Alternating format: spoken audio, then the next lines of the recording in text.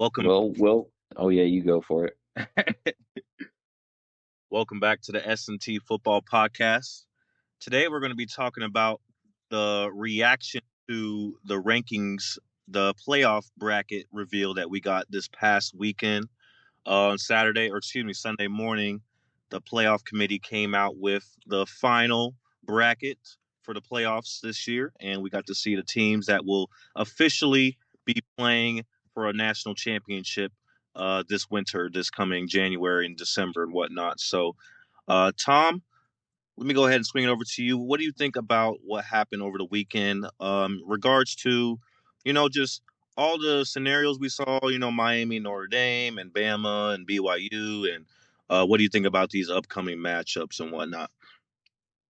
All in all, I think I have to I guess I say tip my cap a little bit. I think they did a good job. I think most people are understanding of who got put in and why. Um, Miami gets put in for like double whammy reasons, really. Double whammy Miami, but Miami beat Notre Dame head to head. So if at the end of the season, if they're sitting next to each other, then Miami got the nod, which again I can understand Notre Dame's frustration where all season they're being punished for winning games. Ended the year with 10 straight wins out of 12. And only lost two good ones in the beginning of the season. So I understand Notre Dame's frustration, but Miami also I think I think that the committee put Miami in as well because they're from the ACC and they did not want to leave the ACC out. So all in all, I think good on them there. And it's not like Miami's a bad team. Miami is 10-2.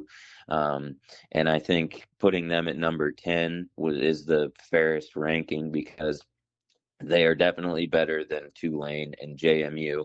Although I feel like Tulane might give a team like Miami a game, but that doesn't matter neither here nor there because Tulane has Ole Miss, and we've already seen that one time this year. I think it was 49-10. But yeah, Miami gets Texas A&M round one, which I think that'll be a good game. I don't know. We'll see what Miami team decides to show up, whether that's the Miami team that lost to was it lost to Louisville and oh gosh, I forget. Can't even remember the other team they lost to. SMU. SMU, yes, correct. So if it's one of the Miami teams that was in those two losses, then I think Texas A&M will take care of business. But yeah, all in all, I think the committee did a good job. Looking at it, I think Georgia is now. I'm not saying that it is easy, but I'm saying relative to the other bracket, little bracket sections, whatever, but regions, I guess you would call them. I think Georgia has the easiest one. With Tulane going to Ole Miss again, like I said, already seen that one time this year. I think it's going to be pretty similar, maybe a little closer this time, I guess. But hard to beat a team twice. But I think Ole Miss will have no problem with that. JMU has a chance to shock the world. They're really the they are really the Cinderella this year, it's That's, compared to Tulane. At least Tulane's been here before. that's almost like a 16 versus 1 game in college basketball. What you think? Yeah, no, yeah, that's an exact good comparison. Like Oregon's probably going to hang 60 on them, like easy. So, Man, we're um, backups yeah, to win, bro. and I do like I think that'll be an interesting group there. Seeing Texas Tech play Oregon, I think that'll be a fun game. High flying, high scoring, just a lot of plays in that game in round two. But then Indiana, I think, probably got the hardest draw, which is funny because they're the one seed. Um, and I don't know, maybe that's something that they have to tweak to, where the one seed they should just not reseed it, but have it so the one seed plays the highest remaining seed in round two. Um, but yeah, Indiana gets either Oklahoma or Alabama, and I think that's probably going to be the toughest group. That's the three toughest teams in my opinion. Um, just in terms of like I think all those teams are relatively equal skill wise. So I think that'll be the closest one, best one to watch probably. But I'm excited. I actually wasn't sure how I was gonna feel, but after it was all said and done, I was kind of, I guess, relieved or like pleasantly surprised, I guess you would say. But yeah, what was your reaction? Well, my number one reaction was, of course, the big bold prediction that I had made uh, before we found out that Miami got in. I told you, Tom. I You, told you. I was gonna say you get a nice good old "I told you so" on me with this one. Yeah, you are right. You did tell me. I told you so, Tom. I told you. I told you that the last few weeks they had been setting it up. They were like, okay, because when Reese Davis was asking him beforehand, hey, how come Miami isn't ranked closer to Notre Dame? Oh, it's because, Miami's coming off a couple losses. They're not close enough to each other for us to talk about them yet. Okay, it made sense then. But as we got to the end, and I told you, hey, if BYU loses and opens up that spot and they're right next to each other, we're going to have this conversation. And that's exactly what happened. They had the conversation. Like we talked about before, I would love to see the debates that were happening inside of the room. I would love to see what the resumes were and what different metrics they were juggling, trying to figure out which team they wanted to go with. But something about just the way they had acted beforehand gave me the indication that they were going to do that, especially when they put Texas over Vanderbilt. I was like, oh, bro, they got to honor the head to head. They got to honor the head to head then. And they did. And I'm very pleased. I'm very pleased with what the committee did. I think 2 years in a row, when it came down to the biggest question mark regarding the playoff, they have made the right decision. Last year, SMU over Bama, that was the right decision. This year, Miami over Notre Dame, that was the right decision. So, like you said, tip my hat to the committee for that. When it comes down to just that really big controversial decision that was going to make or break, I think they've gone 2 years in a row with the correct choice. So, shout out to them. We still do have other flaws though that we definitely need to work out over the off season. There are many flaws, and the many flaws are being exposed this year with the playoff structure. We're seeing the two group of six teams. We're seeing what Duke did in the ACC. We're seeing people get left out of their conference championships that should have been there. We're seeing good teams that only lost two games that should be in the playoff get left out. There's different things that we need to change and address. So we'll save that for a little bit later. I want to talk about Notre Dame. So I told you that one fan base, one or more, throwing the BYU and a Vandy as well, but at least one fan base was going to be very upset this offseason, and it just so happened to be the Fighting Irish. Now, as a neutral, mostly football fan, I mean, I'm not a big fan of the Fighting Irish, but if there was any team that I wanted to see get left out, it was definitely Notre Dame. So, sorry for all the Notre Dame fans out there, but what's going on with the whole we don't want to play in a bowl game type thing? Like, why are we throwing a hissy fit about what happened? Why are we throwing a temper tantrum? I don't get it. And I just watched Joe Klatt do his weekend review episode, and he was talking about how Notre Dame is going to regret not playing in the bowl game, and like, why would you not play? Because you get like 15 extra practices during bowl season that helps you like get ready for the upcoming season, and you get to see your younger players and shit like that.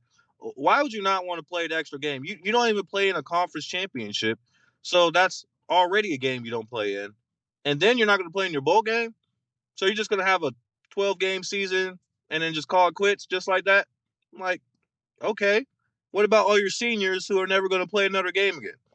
Like, what about your graduating, the guys that are graduating, the guys that are moving on that are not going to play football much more anymore?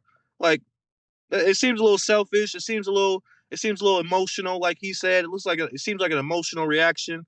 And like, imagine if Bama did this last year. Imagine if Bama was like, "Oh, we got left out. Well, no bowl game then." Like, like we would all be laughing at Bama, like, "Oh, shut up, Bama!" Like, like go play your bowl game. Notre Dame, Yeah, it's like welcome to reality with the right? rest of us. I'm sorry, Notre Dame. I'm sorry that you get princess treatment every single year. You're just the one lone princess that just gets to do whatever they want. Everybody else has to follow the rules and get in line. But oh, we're Notre Dame. We're special. We don't have to play in a conference. We can just play Purdue and Boston College every year, make the playoff every year, no problem. Woo! And then as soon as you get the short end of the stick, oh well, we're not gonna play in a bowl game then. Man, like y'all look bad, bro. Y'all look bad. It's a bad look. Not saying you don't have a right to be upset, but the whole we're gonna withdraw our name from the bowl season, like grow up, Notre Dame. As a program, grow up. Like, come on, bro. Come on. Like we know the system is flawed. We know there's things that need to change, but grow up, Notre Dame. Go play your bowl game. Go.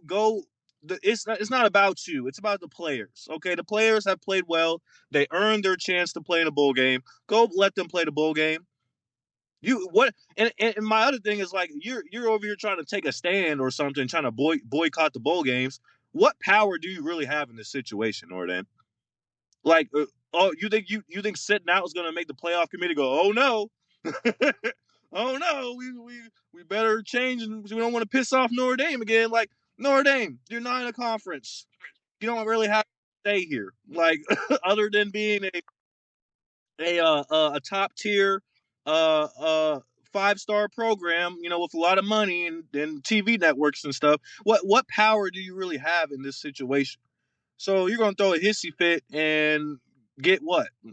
We're gonna go back to treating Notre Dame like the princess that they are. We'll make sure to put them in next year. Like I don't get it.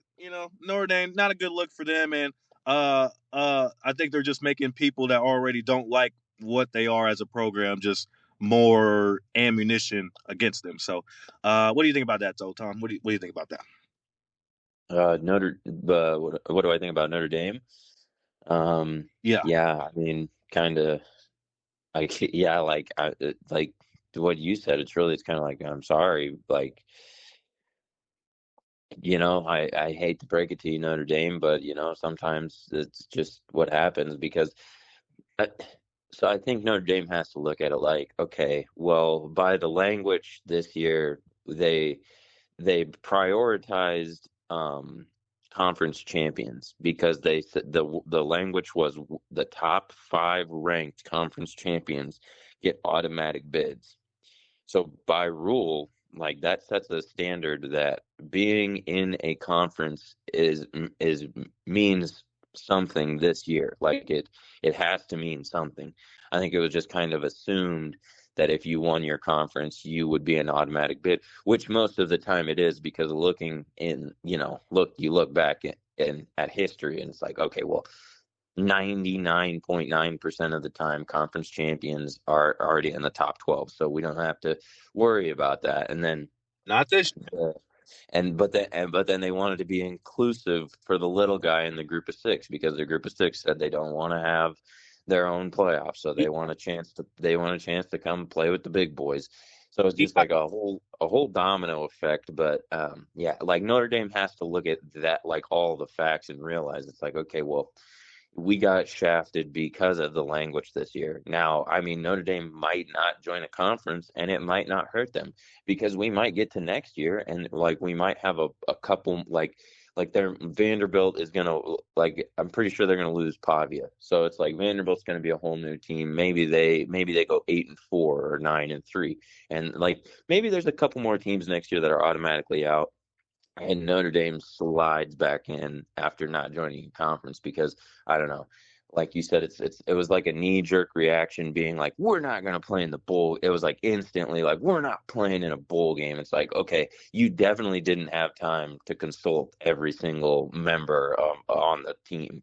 It's like the players, it's like maybe they called like an emergency meeting or like had a watch show and then everybody was all pissed. But I was like, I don't think you should withdraw yourself from a bowl game that fast. Like you at least sleep on it. Like, you know what I mean? Like that's a decision you got to sleep on because like you said, you're talking about guys who are never going to play a game of organized football ever again in their lives. and it's not like it's nothing. Like they're Notre Dame and they're 10-2. They're going to get, and they're ranked high enough, like the highest. They were the first one out. So it's not like you're just gonna go to some rinky dink bowl game and you know like middle of nowhere. Like you're not playing in the what was the bowl game that Nebraska played in? It was like in New York. It's like the Pinstripe Bowl or something. It's like you're playing in New York and it's like 25 degrees outside. It's like no. You're gonna go to What? somewhere nice and warm. You're gonna go to Miami. You're gonna be in Texas. You're gonna be in California. You'll be fine. You'll be fine. Or in a dome. It's like you just play the game, play your bowl game, add a trophy to your case if you can. That's the other thing. It's like, who are you going to play? You might play Texas, Notre Dame, Texas. I'd like to see that. Notre Dame, Vanderbilt. I'd like to see that. Me too. Yeah, just a little. Think too quick to react, and also, I guess, yeah. I mean, I guess by definition, that's a little selfish of them to just take opportunities away. Now, I don't know, maybe if the team voted and it was unanimous that every single player on the team said, no, I don't want to play in a bowl game. It's like, okay, well, I guess if there's no players on the team that want to play, then okay. But I guarantee you there's at least 22 guys in that locker room that could field, 11 on offense, 11 on defense. Like I bet you could find 22 guys that would say yes. And Maybe the NFL players sit out, but guess what? They do that anyway. Like right. What that's fine. I guess that's fine now. It's not really, but I mean, I guess. now? So I don't know. Now you said that, it makes me think of a few years back when Florida State got left out, which is still the biggest travesty that has happened up to this point. Notre Dame did not top that on Saturday, so Florida State got left out, undefeated. No reason at all to leave them out other than the fact that their quarterback got hurt and they didn't look good in the last couple games. They still went out there and got destroyed by Georgia. I mean, half the team was gone. Half the team was either hurt or already, opting out because they were going to the league or whatever. They still rolled a team out there and got absolutely embarrassed, but at least they showed up. They still showed up, and that was the biggest travesty that's ever happened in the playoffs so far. Quarterback injured, star quarterback injured, half the team opting out, and they still went out there and showed up and got their asses beat by Georgia. So Notre Dame, you don't have an excuse. You stop acting like I don't want to say the word I want to say. Stop acting like a little girl. Stop doing hissy fits because you got unlucky this year. Last year you went all the way to the national championship. Did you forget about that already? How you had such a great run last year? So now this year, since we didn't get included, we're just going to throw a temper tantrum and not play. Man, sit on the sideline, Notre Dame. Sit on the sideline then. We don't care, bro. We don't care. Like your brand is your brand, but your brand don't mean anything outside of yourselves. Like you want everybody else to treat you differently than we treat every other team. And if we don't, you're going to be mad about it. Like, I'm sorry, you don't want to join a conference, so you get second class citizenship. That's how it works. You don't want to join the group, well, then you get to sit in the back. Then you don't get to be at the front barking and having opinions like everybody else. No, go to the back until you want to go through the same protocol, the same system that everybody else goes through. I'm sorry, you don't get the preferential treatment at the end of the day, and that's exactly what happened. Yes, Notre Dame probably should be in the playoff this year. Yes, but like I said before, we didn't have enough spots, and when it came down to it, we're trying to decide between the last spot. I'm sorry, Notre Dame, you don't get princess treatment.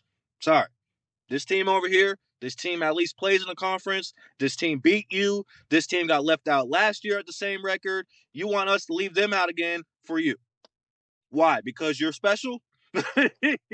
Like Notre Dame can't tell me why. Why should we give Notre Dame special treatment? I don't understand. Because they play on NBC every night or every week. Because they play Syracuse and Purdue and Notre Dame and Boston College every year. You want special treatment? I don't get it. So I'll leave it at that with Notre Dame. But if you have any more last notes, I want to get into the playoff matchups and whatnot.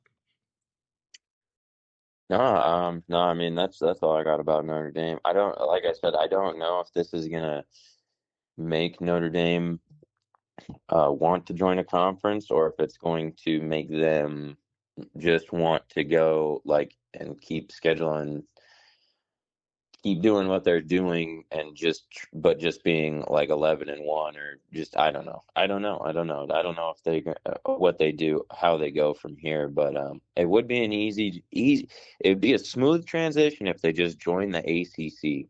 It really would be. It's not that hard, but They are. I think the biggest part for the ACC is then I don't know what like you said, like it probably gets into like TV deals and stuff, which I mean nobody really cares about that. But I'm guessing for Notre Dame football, they're like, oh well, like you said, we a TV deal with NBC, and we can't give that to the ACC for free, just stuff like that. I'm sure goes on, but just join the ACC, Notre Dame, make it simple. It's just simple for everyone. I'm curious what Notre Dame fans, what I never see them online like being like Notre Dame doesn't need to join. Like I don't even know what the majority of Notre Dame fans think about them joining a conference. So I don't know. But those are my last thoughts. Every time I see Notre Dame fans, they're always defending the fact that they're not a conference. They're like, we don't need to be in a conference. We're Notre Dame. Like, that goes back to the whole they want special treatment, bro. They act like they're just kind of like Cinderella at the ball, like, oh, all the guys should be talking to me, and I'm the prettiest girl in the room, and it's like, no, you're not. Like, you all right, but there's a pretty girl over here. There's another pretty girl over here. Like, ain't nobody checking for you like that. Like, that's how Notre Dame feels. They think they're just the baddest girl everywhere they go, and it's like, you all right. I mean, I hit, but let me stop. Let me stop. But I think if anybody needs to be mad, it's Vandy. Like, that Vandy has the best case to be upset over anybody, and no one wants to talk about them. So I don't care about Notre Dame. I don't care what they got to say. I don't care that they're mad. I don't care that they don't want to play a bowl game. Well, go home then, Notre Dame. Go home. No one cares. And you know what? If Notre Dame, they don't even have to join a big conference. I mean, obviously, it makes the most sense. They could be in the Sun Belt this year. They'd be in the playoff because they would have won the Sun Belt, and they would be where James Madison is right now. They could be in the American, and they would be where Tulane is right now. So go join a Group of Six conference. I don't care. I already told you before we should classify Notre Dame as the Group of Six team. That would fix everything with the playoff structure. But it don't matter. Like, but you need to do something. You're not special. So that's it.